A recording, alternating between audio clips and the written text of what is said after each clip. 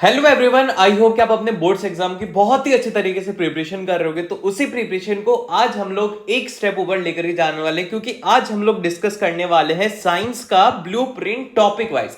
अब देखो ये ब्लूप्रिंट क्या होता है। ब्लूप्रिंट बेसिकली ये होता है कि आपको ये पता लगता है कि किस तरीके के क्वेश्चन आते हैं और कहां से क्वेश्चन आते हैं। अब ये जो ब्लूप्रिंट है, इससे रिलेटेड मैं कुछ बातें आप लोगों को क्लियर कर देता हूं। ये जो ब्लूप्रिंट है, ये लास्ट ईयर के जो पेपर हैं उनको देख करके बनाया गया है। और अभी इसमें जैसे कि मैंने बता रखा है कि इस चैप्टर से केस बेस्ड क्वेश्चन आए हैं, ऐसे क्वेश्चन आए, ये सिर्फ और सिर्फ यहां पर जो सैंपल पेपर है उसको देख करके बना है। लेकिन जो मैंने आपको टॉपिक बताए हैं वो लास्ट ईयर के पेपर में मैक्सिमम टाइम रिपीट हुए हैं। तो इस बार भी ऐसी प्रोबेबिलिटी है कि भैया 80% चांसेस है कि उन्हीं टॉपिक से क्वेश्चन आते हैं, क्योंकि पिछले 10 सालों में अगर उसी से ही आ रहा है तो इस बार कुछ नया नहीं होगा। तो ये बेसिकली एक प्रोबेबिलिटी है। ऐसा नहीं होगा कि 100% ऐसा ही पेपर आएगा, लेकिन आपको आइडिया मिल जाएगा कि किस टॉपिक के ऊपर ज्यादा फोकस करना है, क्या करना है। और बेसिकली यहां पर जो मैंने क्वेश्चंस बताए, जैसे कि केस बेस्ड क्वेश्चन इससे आए, तो आप ये मान करके चल सकते हो कि ऐसा हो सकता है कि उससे क्वेश्चन आ जाए, लेकिन ऐसा कंफर्म नहीं है कि वहीं से क्वेश्चन आएगा। तो आप इसके अकॉर्डिंग अपनी प्रिपरेशन को एक स्टेप ऊपर लेकर के जा सकते हो। इंपॉर्टेंट टॉपिक्स जो भी मैंने बताया उनको आप अच्छे से समझ सकते हो, और लाइक और सब्सक्राइब कर लेना ताकि आपको ऐसे इंफॉर्मेशन वीडियोस हमेशा ही मिलते रहे। अब आपको देखना क्यों जरूरी है? देखना इसलिए जरूरी है क्योंकि आप लोगों का जो पेपर है वो सीबीएसई कंसेप्ट बेस्ड दे रहा है ना, डेफिनेशन बेस्ड क्वेश्चंस नहीं आ रहे हैं। ऐसा नहीं हो रहा कि आप कोई भी डेफिनेशन बताओ उसके लिए आपको नंबर मिलेंगे। यहाँ पर कंसेप्ट बेस्ड क्वेश्चन आ रहे हैं, इसीलिए आपको कंसेप्ट को अच्छे से पढ़ना पड़ेगा ताकि आप उसमें अच्छा स्कोर कर पाए। इसीलिए आपको पूरा अच्छे से समझना होगा कि कहाँ से क्या चैप्टर आ रहे हैं। मैं ना सिर्फ आपको ये बताऊंगा कि कहाँ से क्या क्या आ रहा है, मैं आपको ये भी बताऊंगा कि उस चैप्टर में कौन सा इंपॉर्टेंट टॉपिक है जो कि आपको ध्यान से पढ़ना चाहिए ताकि आपका वो चैप्टर अच्छे से कवर हो जाए।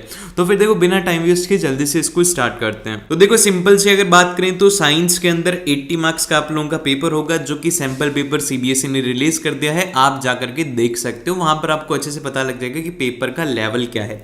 तो उसका लिंक आपको डिस्क्रिप्शन में मिल जाएगा, हमने पूरा सॉल्व कर रखा है, ठीक है। अब इसके बाद में साइंस के अंदर आपको 3 पार्ट देखने को मिलेंगे, फिजिक्स, केमिस्ट्री और बायोलॉजी। तो अब ऐसे अलग अलग नहीं आएगा, पूरा पूरा पेपर मिक्स्ड आएगा, जिसमें फिजिक्स का वेटेज है 25 मार्क्स, केमिस्ट्री का भी 25 है, लेकिन यहाँ पर बायोलॉजी है, बायोलॉजी का 25 है, लेकिन एक एडिशनल चैप्टर है जो कि है नेचुरल फिनोमिनन। कुछ लोग उसको बायो में कंसिडर करते हैं। तो ओवरऑल मिलाकर के 80 मार्क्स का इसका वेटेज रहेगा। और अगर बात करेंगे कि इसका कितना परसेंटेज है, कितने चैप्टर हैं, तो ओवरऑल साइंस के अंदर 13 चैप्टर रहेंगे आपके पास में, जिसमें से फिजिक्स के अंदर आपको 4 चैप्टर देखने को मिलेंगे, 31% इसका वेटेज है। इसी तरीके से केमिस्ट्री का है, उसके अंदर 4 चैप्टर हैं, और बायोलॉजी का है वो है 37%, और इसके अंदर आपको 5 चैप्टर देखने को मिलेंगे। अब देखो ध्यान से मेरी बात सुनना, इसके अंदर जो लेंथी चैप्टर है ना, उनका वेटेज सीबीएसई ने कम कर दिया। जैसे कि अभी आपको मैं बताऊंगा, तो यहाँ पर कंट्रोल एंड कोऑर्डिनेशन कितना लेंथी चैप्टर है, उससे मात्र 1 नंबर का एक क्वेश्चन आएगा और 2 नंबर का एक क्वेश्चन आएगा। 4 नंबर इसका वेटेज, मतलब 3 नंबर इसका वेटेज है, और इसको पढ़ने में करीब करीब है ना 1-2 हफ्ते लग जाते हैं।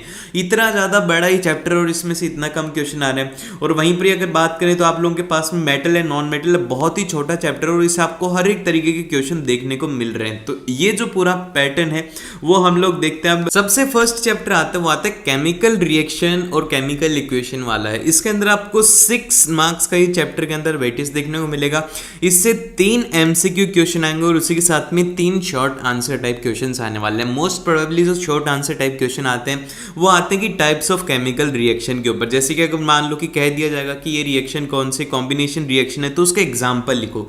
यूजुअली ऐसे क्वेश्चन आते हैं कि आपको रिएक्शन आइडेंटिफाई करनी होगी, या फिर सीधा क्वेश्चन भी आ जाता है कि what is displacement reaction, explain with 2 examples, 3 example. तो आपको हर एक रिएक्शन का यहाँ पर एग्जांपल याद होना जरूरी है, हर एक रिएक्शन का एग्जांपल याद रख लेना। अब इसके बाद में जो चैप्टर आता है वो आता है एसिड, बेसिस एंड सॉल्ट। तो इस चैप्टर में जो सबसे ज्यादा इंपॉर्टेंट है वो है भैया यूजेस की। यूजेस ऑफ सोडियम हाइड्रोक्साइड क्या हो गया, bleaching powder, baking powder, washing soda, plaster of Paris, इन सभी से रिलेटेड क्वेश्चन एग्जाम में 100% आएगा। और इसमें पीएच स्केल भी काफी ज्यादा इंपॉर्टेंट है। 2 टॉपिक इंपॉर्टेंट है, इससे 3 एमसीक्यू टाइप क्वेश्चंस आएंगे, लेकिन हो सकता है कि यहाँ पर चेंज कर करके यहाँ पर एक शॉर्ट आंसर टाइप भी क्वेश्चन आ जाएगा। तो ये दोनों की प्रोबेबिलिटी है, इन दोनों में से कुछ भी हो सकता है। इसका वेटेज है बस 3 नंबर का। फिर इसके बाद में अगला चैप्टर आता है जो कि है हमारे पास में चैप्टर नंबर 3, जो है यहाँ पर मेटल्स एंड नॉन मेटल। अब मेटल एंड नॉन मेटल में अगर बात करें तो यहाँ पर सबसे इंपॉर्टेंट है इनकी प्रॉपर्टी की, मतलब क्या प्रॉपर्टीज मेटल की होती हैं, क्या प्रॉपर्टीज नॉन मेटल की होती हैं, जैसे कि कौन से वाले ज़्यादा रिएक्टिव होते हैं, कब ये रिएक्शन करते हैं, एसिड के साथ में इनकी क्या रिएक्शन होती है, बेस के साथ में क्या रिएक्शन होती है, एलॉयज जो है वो कैसे फॉर्म होती है, ये सब आप लोगों को थोड़े कंसेप्ट अच्छे से याद रखने होंगे। और इसका जो वेटेज है वो है भैया 10 नंबर का, 10 नंबर का 100% श्योरिटी से इसका वेटेज है। इसमें और एक और जो इंपॉर्टेंट टॉपिक है वो है यहाँ पर कोरोजन और उसकी प्रिवेंटेशन। इससे क्वेश्चन हर साल आता है कि क्या कोरोजन होता है और किस तरीके से हम उसको प्रिवेंट कर सकते हैं। काफी सारे तरीके हैं लेकिन इससे क्वेश्चन आएगा। 10 मार्क्स का इसका वेटेज है। इसमें एक एमसीक्यू आएगा, एक वेरी शॉर्ट आंसर जो कि 2 नंबर का क्वेश्चन आएगा, और एक शॉर्ट आंसर टाइप जो कि 3 नंबर का क्वेश्चन आएगा, और एक केस बेस्ड क्वेश्चन होगा जो कि 4 नंबर का होगा। तो इन सभी को मिलाकर के इसका वेटेज हो जाएगा 10 मार्क्स का। इंडिविजुअल एक बस यही ऐसा चैप्टर है जिसका कि वेटेज है 10 नंबर का, तो इसको ध्यान से पढ़ लेना अगर आपने इसको लाइटली पढ़ा हो तो। अब इसके बाद में आते हैं हमारे पास में अगला चैप्टर जो कि है कार्बन कंपाउंड। अब देखिए कार्बन कंपाउंड जो है ये एक बड़ा चैप्टर है, ठीक है। अब ये बड़ा चैप्टर होने के साथ में बच्चों को ये भी लग रहा है कि यार इसका वेटेज भी ज्यादा होना चाहिए था, लेकिन ऐसा नहीं है। इस चैप्टर का वेटेज है सिर्फ और सिर्फ 6 नंबर, जिसमें से एक एमसीक्यू पूछा जाएगा और एक लॉन्ग आंसर टाइप क्वेश्चन पूछा जाएगा जो कि रहेगा 5 मार्क्स का, ठीक है। और इसमें क्या क्या क्वेश्चन रहेंगे, जैसे कि अगर हम बात करें जैसे कि covalent bonding in carbon compound, ये हो गया इसका एक टॉपिक। और इसके अंदर जो सबसे इंपॉर्टेंट है वो है यहाँ पर वर्सेटाइल नेचर ऑफ कार्बन। ये सबसे ज्यादा इंपॉर्टेंट टॉपिक है, इससे क्वेश्चन सीबीएसई का फेवरेट क्वेश्चन है, ये आएगा ही आएगा। और फिर इसके बाद में यहाँ पर नॉमेनक्लेचर आ जाता है, हेलोजेंस का हो गया, एल्कोहल का हो गया, कीटोन का हो गया, एल्डिहाइड का हो गया, एल्केन, एल्काइन, इन सभी से क्वेश्चन आता है। अगर बात करें सैंपल पेपर में, तो सैंपल पेपर ने सीबीएसई ने जो क्वेश्चन पूछे थे वो इसी से रिलेटेड पूछे थे, नॉमेनक्लेचर से रिलेटेड 1-2 क्वेश्चन थे, तो वो आपको एक बार जरूर से देखना चाहिए। फिर इसके बाद में इसकी केमिकल प्रॉपर्टीज आती है, जैसे कि कंबशन होता है तो कौन सी गैस लिबरेट होती है। जैसे कि अभी एक क्वेश्चन पूछा गया था जिसके अंदर पूछा गया था कि इनकम्प्लीट कंबशन पर कौन सी गैस आती है। तो आप लोग कमेंट सेक्शन में जरूर से बताओ कि जब कभी भी कार्बन का इनकम्प्लीट कंबशन होता है तो कौन सी गैस लिबरेट होती है, CO होती है या फिर CO2 होती है। CO2 के लिए बी ऑप्शन और इसके लिए ए ऑप्शन। जल्दी से कमेंट करके बताओ कि इसका आंसर क्या होगा। फिर इसके बाद में इथेनॉल और इथेनोइक एसिड है, इनकी प्रॉपर्टीज और इनके यूजेस याद होने चाहिए क्योंकि काफी ज्यादा एक इंपॉर्टेंट कंसेप्ट बन जाएगा। फिर इसके बाद में अगले हम चलते हैं, वो आते हैं भैया बायोलॉजी का पार्ट। अब बायो में जो सबसे फर्स्ट चैप्टर आता है जो कि आता है लाइफ प्रोसेस। अब देखो लाइफ प्रोसेस को इन्होंने एक लाइन के अंदर खत्म कर दिया, सिर्फ और सिर्फ एक लाइन है ये, और इसको पढ़ने में मैं बता रहा हूं 1 वीक लग जाते हैं इस पूरे को पढ़ने में। जैसे कि अगर बात करूं न्यूट्रिशन, अब न्यूट्रिशन की पूरी प्रोसेस होती है, रेस्पिरेशन की पूरी प्रोसेस होती है, ट्रांसपोर्ट हो गया, एक्सक्रीशन हो गया, ये सब जो पूरे एक तरीके से आप ये टॉपिक बोल सकते हो, और इन्होंने एक छोटे छोटे वर्ड में लिख दिया। तो आपको क्या करना है, ये 4 तो अच्छे से याद रखना, न्यूट्रिशन हो गया, रेस्पिरेशन हो गया, ट्रांसपोर्ट हो गया और एक्सक्रीशन हो गया। मैंने मार्क इन 2 को ही करा, 3rd को और 4th को, लेकिन 1st और 2nd भी इंपॉर्टेंट है, आपको ये 4 टॉपिक तो आने ही चाहिए। अब इससे 7 नंबर का इसका वेटेज रहेगा, जिसमें से 2 एमसीक्यू पूछे जाएंगे और उसके साथ में 2 वेरी शॉर्ट आंसर टाइप जो कि रहेंगे 2 नंबर के, और एक शॉर्ट आंसर टाइप रहेगा जो कि रहेगा 3 नंबर का क्वेश्चन रहेगा, ठीक है। अब इसके बाद में आता है हमारे पास में अगला चैप्टर जो कि फिर से one of the tough chapter है, लेकिन इसका वेटेज कितना है, बस 3 नंबर है वेटेज, कंट्रोल एंड कोऑर्डिनेशन का। हो सकता है कि यहां पर मैं गलत हो सकता हूं, लेकिन अब देखो यहां पर मेरे को मैक्सिमम चांसेस ये हैं कि इसका 3 नंबर का वेटेज नहीं रहेगा, इसका वेटेज बढ़ सकता है। तो आप लोगों को थोड़ा ध्यान से ये जो टॉपिक बता रहा हूं इनको ध्यान से देख लेना। अब ये देखो मैंने 3 नंबर इसलिए लिखा है क्योंकि एक तो सैंपल पेपर जो है सीबीएसई ने वो रिलीज करा है, तो इसमें बस यही 3 मार्क्स के अंदर क्वेश्चन पूछा गया था, एक वेरी शॉर्ट आंसर में और एक एमसीक्यू में, तो जिस वजह से मैंने इसका वेटेज इतना रख दिया। लेकिन इसका हो सकता है कि 6 मार्क्स भी हो सकते हैं, ठीक है। अब मैं 100% श्योर नहीं हूं, लेकिन ऐसा हो सकता है, तो आप इसको थोड़ा एक तरीके से इंपॉर्टेंट चैप्टर लेकर के चलना है। इसमें नर्वस सिस्टम और जैसे कि वॉल्यूंट्री हो गया, इनवॉल्यूंट्री एक्शंस हो गए, रिफ्लेक्स एक्शंस हो गए और केमिकल कोऑर्डिनेशन हो गया और एनिमल हार्मोन्स जो हैं, इनको आपको एक बार थोड़ा अच्छे से डिटेल में पढ़ना है क्योंकि इनमें कंफ्यूजन बहुत ही ज्यादा होता है। फिर इसके बाद में आता है हमारे पास में अगला क्वेश्चन जो कि है भैया हेरिडिटी एंड इवोल्यूशन। इसमें से जो इवोल्यूशन वाला पार्ट है वो हटा दिया गया, हेरिडिटी वाला पार्ट रहा है। और हेरिडिटी में सबसे फेमस जो क्वेश्चन पूछे जाते हैं वो पूछे जाते हैं भैया हेरिडिटी में जो मेंडल का एक्सपेरिमेंट है वो तो 100% आएगा, चाहे से आप पढ़ के जाओ नहीं पढ़ के जाओ, ये तो क्वेश्चन में 100% आएगा। इसके लिए तो मैं 100% श्योर हूं कि ये क्वेश्चन तो सीबीएसई पूछेगा ही पूछेगा कि भैया मेंडल एक्सपेरिमेंट क्या था। और फिर इसके बाद में सेक्स डिटर्मिनेशन हो गया, वो जो चार्ट था ना कि चार्ट किस तरीके से होता है कि F1 स्प्रिंग्स में कितने होते हैं और फिर F2 जनरेशन के अंदर क्या क्या वेरिएशन होते हैं, ये वाला चार्ट आपको अच्छे से समझना है, इसको रटना मत, इसको अच्छे से समझना। और इसका वेटेज है 7 नंबर का, जिसमें से 3 एमसीक्यू आएंगे और एक केस बेस्ड क्वेश्चन आएगा। यहाँ पर 4 मैंने लिख दिया, 4 यहाँ पर मार्क्स से 4 नंबर का इसके अंदर केस बेस्ड क्वेश्चन आएगा, जिसके अंदर आपको मेंडल एक्सपेरिमेंट से रिलेटेड ही क्वेश्चन आने के सबसे ज्यादा चांसेस हैं।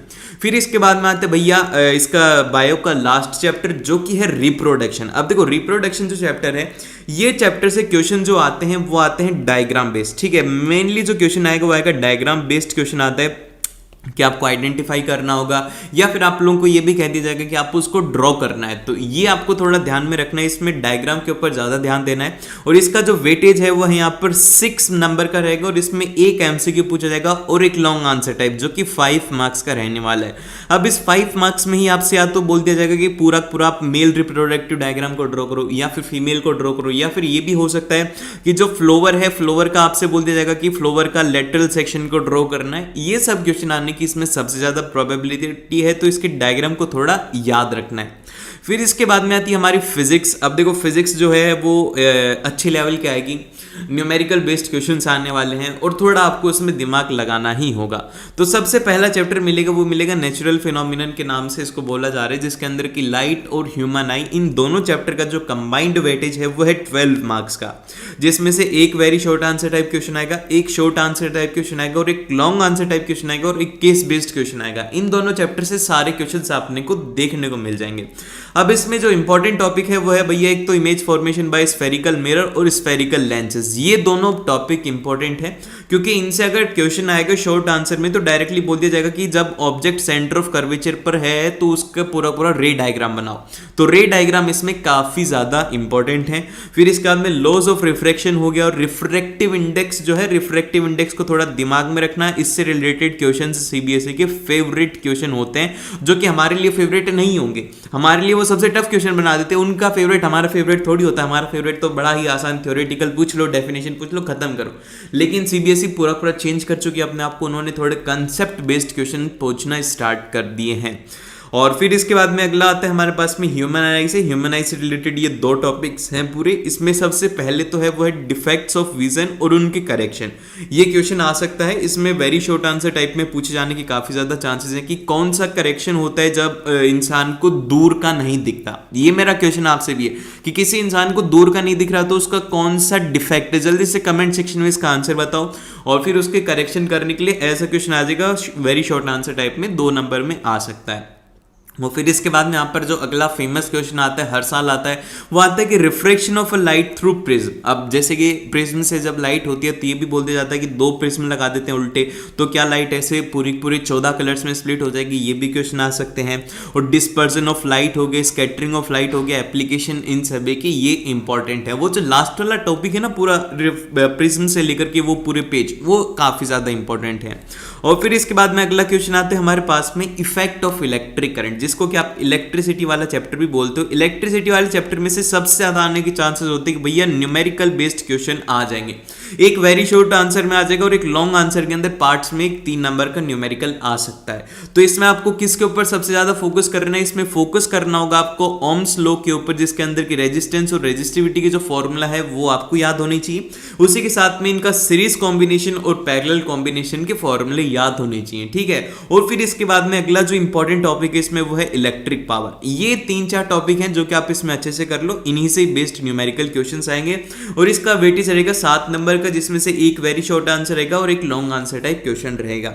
फिर इसके बाद में आता है अगला चैप्टर जो कि है भैया magnetic effect of electric current. अब इससे जो क्वेश्चन आता है वो आता है भैया या तो ऐसा आएगा कि आप लोगों को मैग्नेटिक फील्ड लाइंस की प्रॉपर्टीज पूछ ली जाएंगी, मैग्नेटिक फील्ड की प्रॉपर्टी पूछ ली जाएगी, एक्टिविटी बेस्ड भी क्वेश्चन आ सकता है इसमें। और इसके साथ में Fleming's left hand hand rule हो गया, राइट हैंड रूल हो गया, इससे रिलेटेड क्वेश्चंस आते हैं इसमें। जैसे कि अगर बात करूँ सैंपल पेपर में, तो भैया इन्होंने जो सैंपल पेपर में क्वेश्चन दिया था वो थोड़ा ट्रिकी क्वेश्चन दिया था। एमसीक्यू में क्वेश्चन था, उसके अंदर ट्रिकी क्वेश्चन ये था कि इन्होंने बोला कि यार एक वायर है, उसके अंदर ऐसे करंट फ्लो हो रहा है, ठीक है, और उसके अंदर अगर हम चेंज करेंगे तो क्या होगा। तो वहां पर ये इन्होंने बहुत ही अच्छा ट्रिकी लेवल के ऊपर खेला है, तो वहां पर आपको थोड़ा ध्यान रखना होगा, मोटर को थोड़ा ध्यान से पढ़ना, और उसी के साथ में एडवांटेज और एसी की डीसी के ऊपर, क्योंकि ये सीधा 3 नंबर का क्वेश्चन आ सकता है। 3 पॉइंट लिखने, 3 नंबर मिल जाएंगे, और इससे 3 very short answer type question आएंगे और एक आंसर टाइप क्वेश्चन आएगा, मतलब शॉर्ट आंसर टाइप।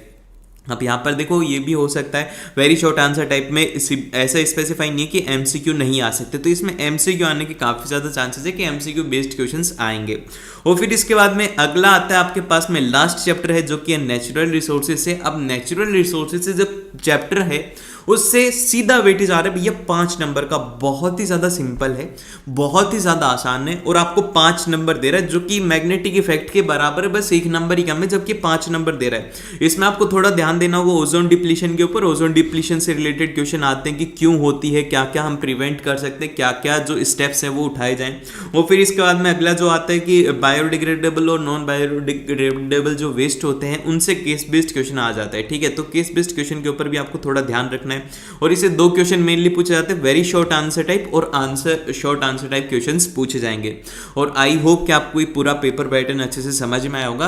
तो मेक श्योर कि आप इसे अपने दोस्त के साथ में इस वीडियो को जरूर से शेयर करना, ताकि उसे भी पता लग जाए, और बाकी के जो भी आपके सब्जेक्ट्स हैं उनका भी आपको मिलेगा। और एक बार सैंपल पेपर जरूर से देख लेना साइंस का, और मिलते हैं आप लोगों से नेक्स्ट वीडियो।